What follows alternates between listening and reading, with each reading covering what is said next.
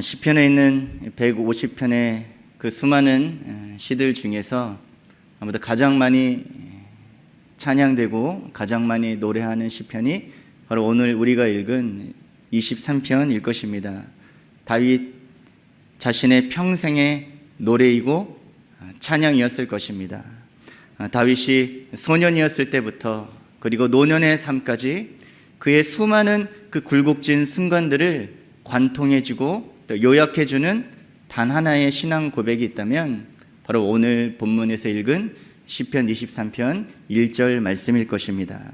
여호와는 나의 목자시니 내게 부족함이 없으리로다. 아멘. 그가 광야에서 13년간의 그 도망자의 삶을 살았을 때에도 또 수많은 전쟁을 치렀을 그때에도 또한 탁월하게 왕으로서 통치했을 그때에도 어쩌면 가장 가까운 사람들의 배신으로 말미암아 힘겨운 그 노년의 시기를 보냈을 그때에도 다윗이 고백하고 그가 노래하고 그가 이야기했을 것입니다. 여호와가 나의 목자가 되어주셔서 나는 부족함이 없었다라는 고백입니다. 다윗은 하나님을 자신의 목자로 이야기하고 또한 자신은 하나님의 양이라고 고백을 합니다. 다 아시는 것처럼 양은 여러 가지로 부족한 동물입니다.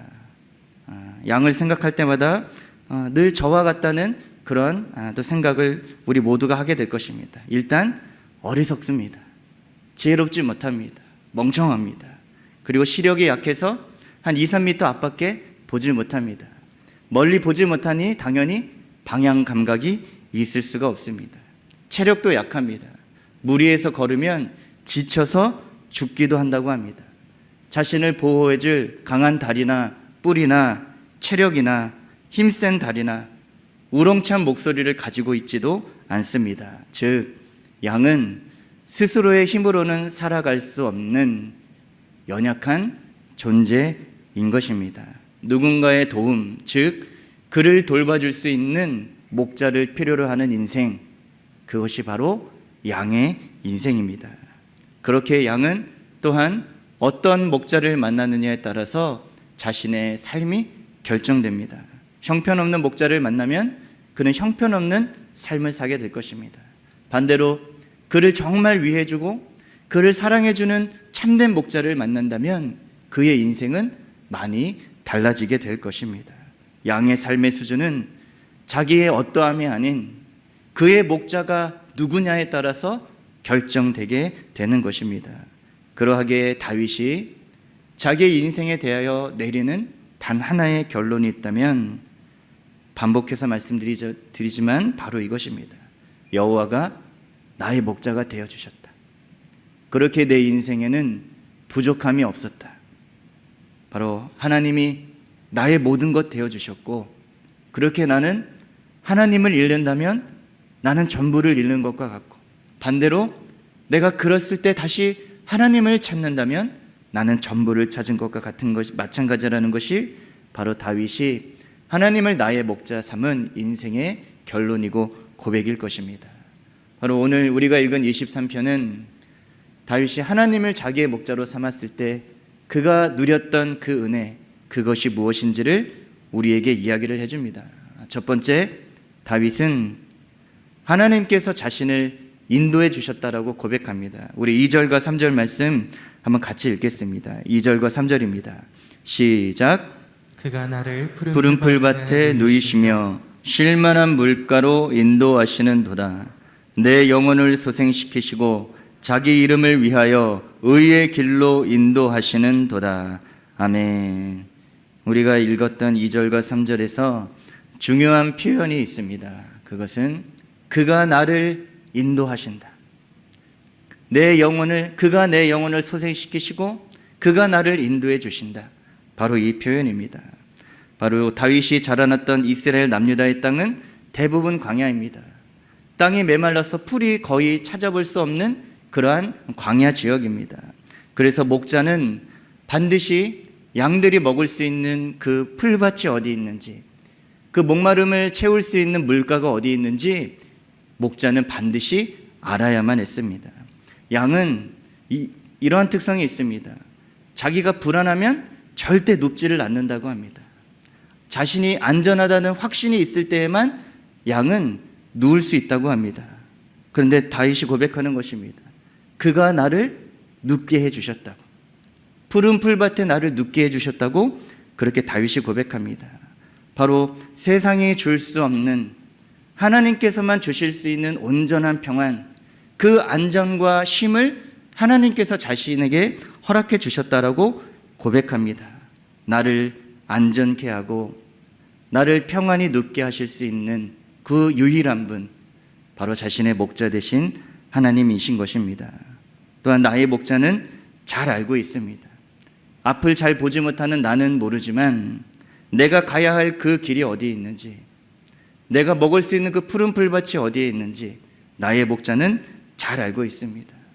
내 영혼이 지쳤을 때, 내 영혼이 소진되었을 때 어떻게 회복할 수 있는지, 어떻게 다시 소생시킬 수 있는지 바로 나의 목자는 그 방법과 그 자리를 잘 알고 정확하게 알고 계신다는 것입니다. 또한 사랑하는 여러분, 목자가 양을 잘 인도하기 위해 알고 있어야 하는 또 한 가지가 있습니다. 그것은 무엇이냐 하면 목자는 자기 양의 상태를 잘 알아야 한다는 것입니다. 내 양이 지금 목마른 것인지, 내 양이 지금 배고픈 것인지, 내 양이 지금 지쳐 있는지, 내 양이 지금 앞으로 나아가야 할 때인지 바로 나의 목자는 자기 양을 잘 알고 있습니다. 지금 나는 머뭇거리고 싶은데 하나님은 나의 등을 두드리시면서 앞으로 나아가게 하실 때가 있습니다. 나는 나가고 싶은데, 나는 앞을 향해 뛰어가고 싶은데 하나님께서 나를 멈추라고 그렇게 문을 닫아 놓으실 때도 있습니다. 우리는 이상하게도 나를 잘 아는 것 같지만 오히려 나를 잘 모를 때가 있습니다. 내가 내 상황을 잘 아는 것 같지만 오히려 잘 모를 때가 있습니다. 다윗이 고백하는 것입니다.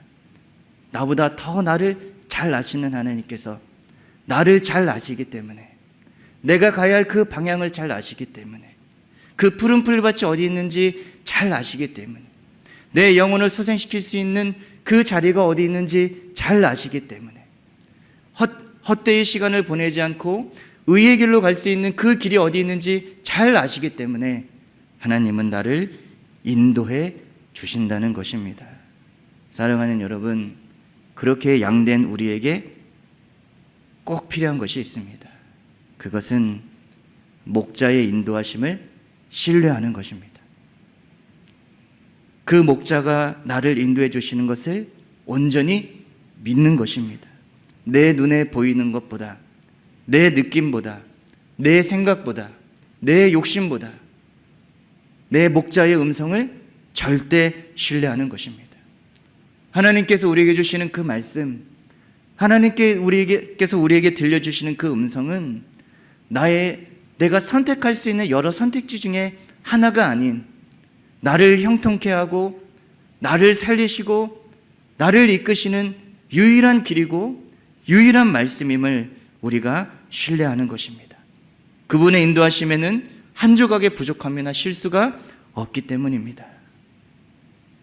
바로 이러한 목자를 향한 온전한 신뢰로 더욱 주님의 인도하심을 온전히 받는 우리 모두가 되시기를 주님의 이름으로 축원합니다. 두 번째, 다윗이 고백합니다. 하나님이 나와 함께 해주셨다고 고백합니다. 우리 4절 말씀 한번 읽겠습니다. 4절입니다. 시작. 내가 사망의 음침한 골짜기로 다닐지라도 해를 두려워하지 않을 것은 주께서 나와 함께 하심이라. 주의 지팡이와 막대기가 나를 안위하시나이다. 아멘. 다윗의 인생 중에도 오늘 고백하는 것처럼 사망의 음침한 골짜기를 통과해야만 하는 그런 때가 있었습니다. 다윗뿐만 아니라 우리의 인생도 마찬가지입니다. 우리는 크고 작은 인생의 골짜기, 또한 인생의 어두운 밤을 거쳐야만 하는 그런 때가 있습니다. 골짜기도 부담스럽고 어두운 것도 부담스럽습니다. 눈에 안 보이면 더 불안합니다.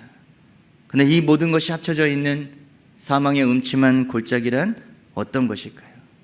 우리는 때로 낭떠러지로 떨어질까 봐 한 걸음 떼는 것조차도 힘든, 어쩔 줄 몰라 하는 그런 위기의 때를 겪게 되기도 합니다. 앞이 보이지 않는 극한 환난과 고통의 때, 내 눈에 하나님조차 잘 보이지 않는 것 같은 그런 어두운 때, 인생의 위기의 순간이 있습니다. 그러나 그때 다윗이 고백합니다. 내가 정말 두려워할 만한 그 상황이었지만 내가 해를 두려워하지 않는 것은 주님께서 나와 함께 해주셨기 때문이다. 자신에게 닥쳐오는 어떠한 공포와 어떠한 두려움보다 그것보다 더 크신 하나님의 함께 하심이 자신에게 있었다는 것을 다윗은 담대하게 정확하게 고백을 하고 있습니다. 자신이 두려움을 뚫고 나아갈 수 있는 유일한 이유, 그것은 하나님이 나와 함께 하시기 때문이라는 것입니다. 성경 곳곳의 명령, 우리가 잘 아는 명령입니다. 어느 장을 펴도 우리가 쉽게 찾을 수 있는 그런 명령일 것입니다. 두려워하지 말아라, 내가 너와 함께하라.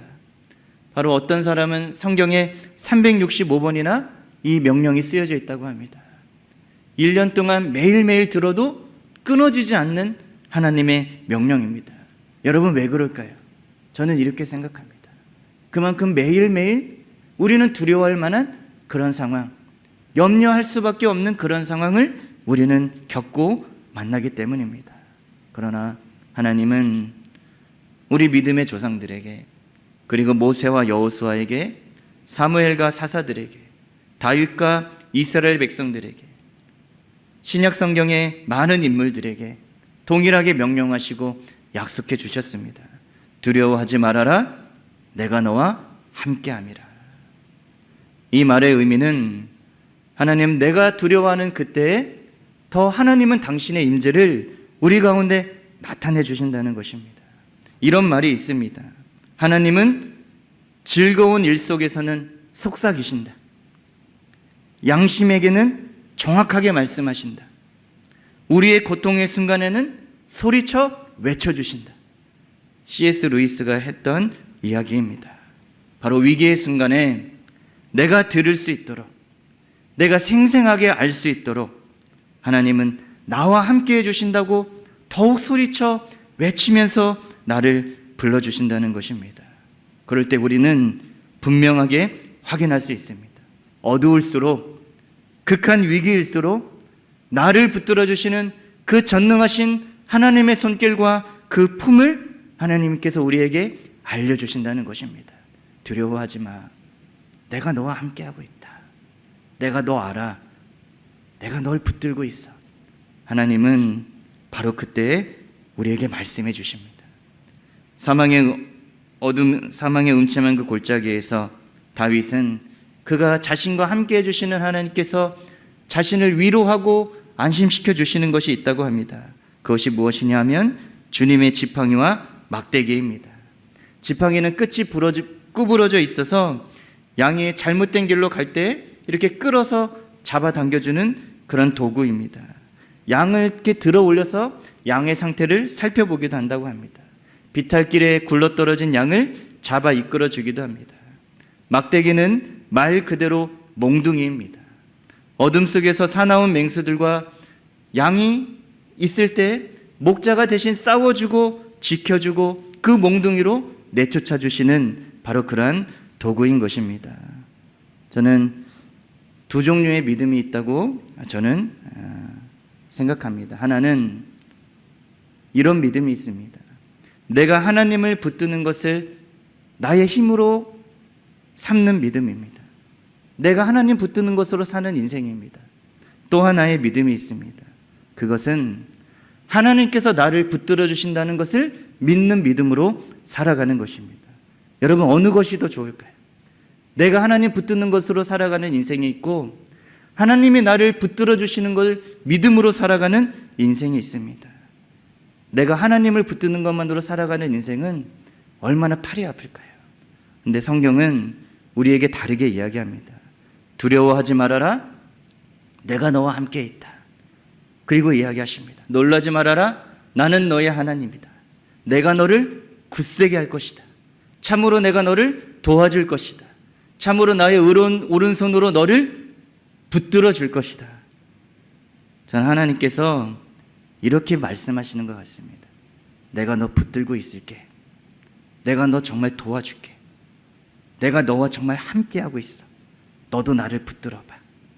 그리고 우리 함께 가보자. 하나님께서 그렇게 말씀하시는 것 같습니다. 바로 어두우면 어두울수록 주님은 더욱 나와 함께 하시는 당신의 임재를 드러내 주십니다. 인생의 어두운 밤에 하나님은 분명히 우리를 찾아와 주십니다. 그 하나님을 만나며 그 주님의 함께 하심을 더욱더 신뢰함으로 말미암아 인생의 어두운 골짜기를 통과해 나아가는 우리 모두가 되시기를 주님의 이름으로 축원합니다. 우리 세 번째, 우리 5절과 6절 말씀 함께 읽겠습니다. 5절과 6절입니다. 시작. 주께서 내 원수의 목전에서 내게 상을 차려주시고 기름을 내 머리에 부으셨으니 내 잔이 넘치나이다.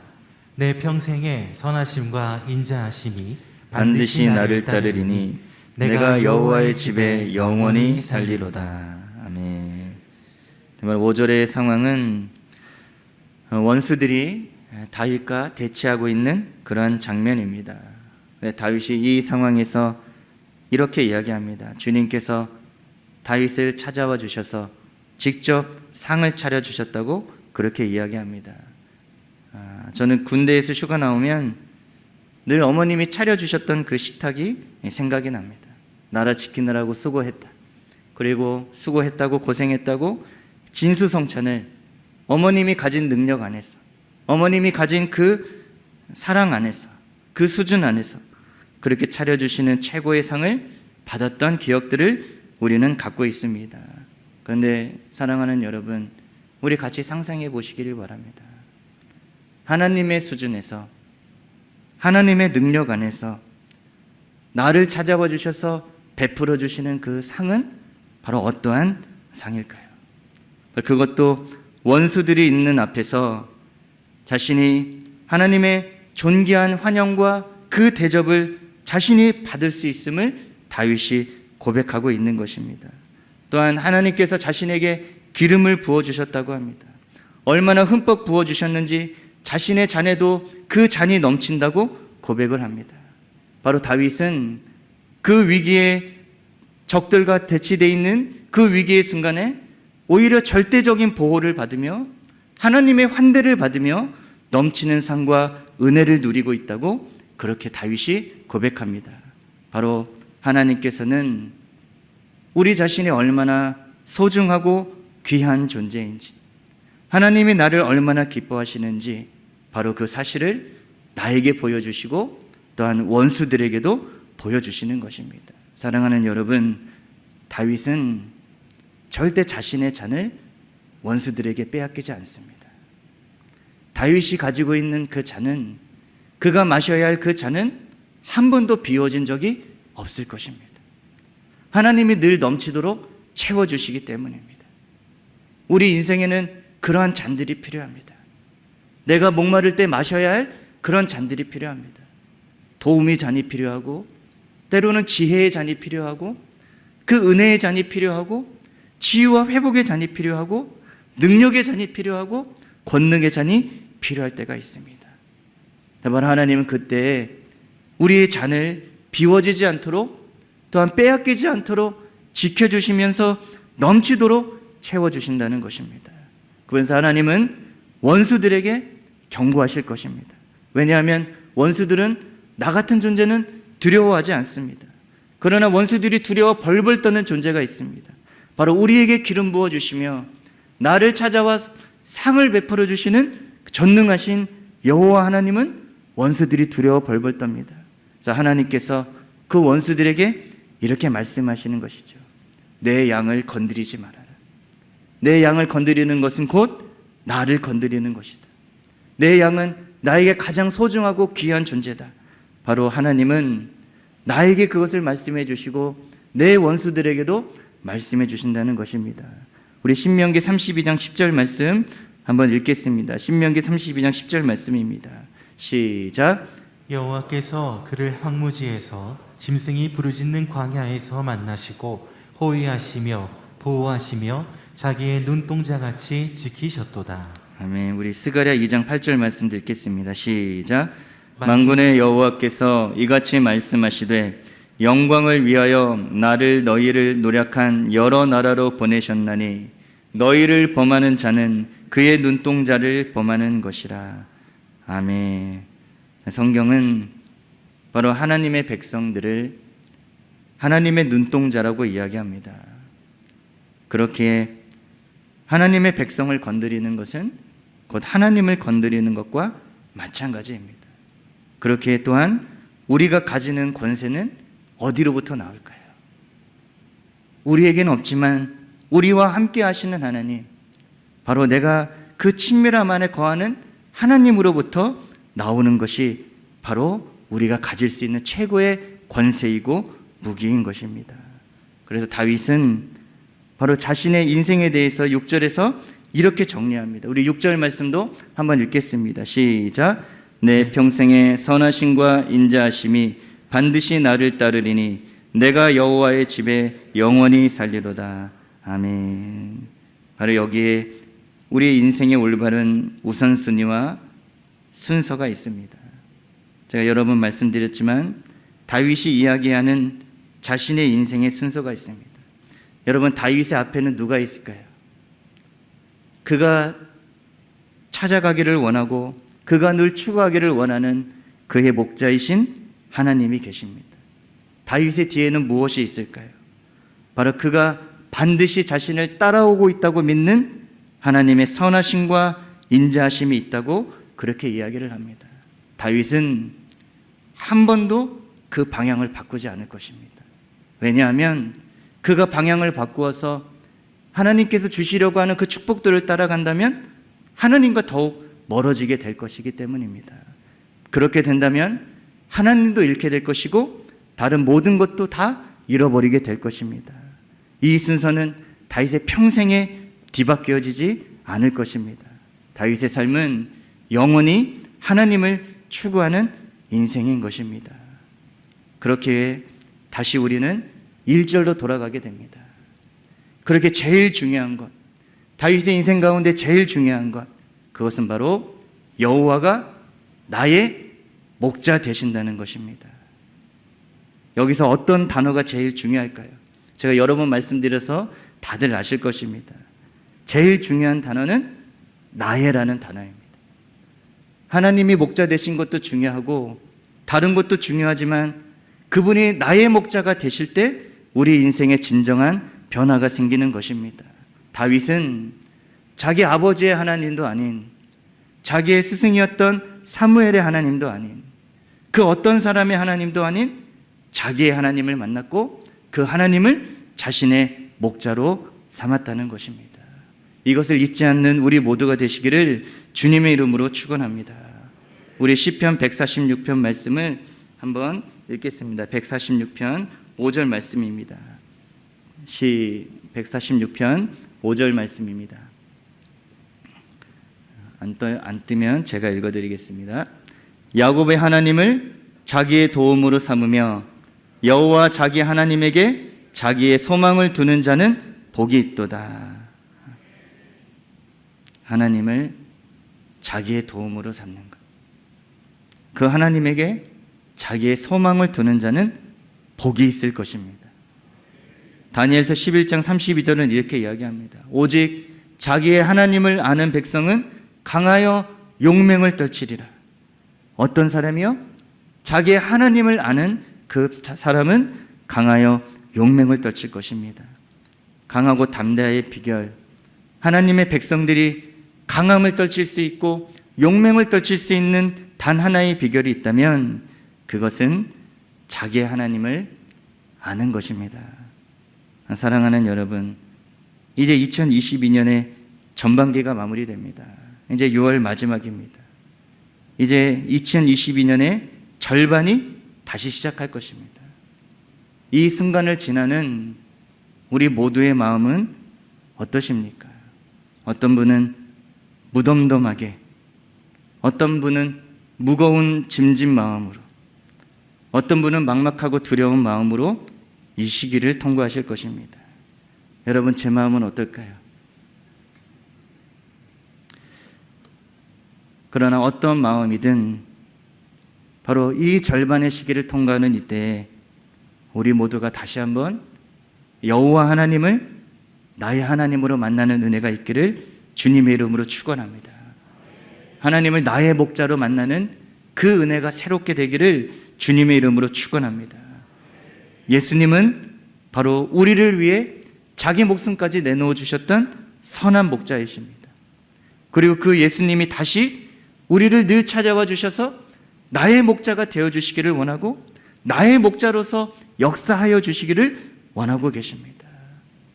이제 교육부서가 이번 주부터 여름 수련회를 시작합니다. 또 국내 단기 선교가 이번 주부터 시작이 됩니다. 해외 단기 선교도 이제 준비를 하고 있습니다. 그 많은 사역들이 이제 곧 시작을 하고 있습니다. 우리가 간절히 소원하고 기도해야 될 것이 바로 이것이라고 믿습니다. 하나님, 우리의 자녀들이, 우리의 다음 세대들이, 그리고 이 여름을 통과하는 우리 모두가 다시 한번 하나님을 깊이 만날 수 있는 은혜가 있게 하여 주시옵소서. 그 하나님을 나의 목자로 삼으며 다시 새롭게 출발할 수 있는 우리 모두가 되게 하여 주시옵소서. 그래서 인도함을, 하나님, 우리 인생의 온전한 그 인도함을 받는 은혜, 어떠한 상황에도 하나님의 함께 하심을 신뢰하며 그 인생의 골짜기를 통과해 나아갈 수 있는 은혜, 또 하나님께서 늘 상을 차려주시며 그 잔을 채워주시며 우리 인생의 선하심과 인자하심으로 우리를 뒤뜰하게 하시는 그 은혜가 다시 한번 우리에게 새롭게 임하며 그것을 누릴 수 있는 우리 모두가 되시기를 주님의 이름으로 축원합니다. 아멘.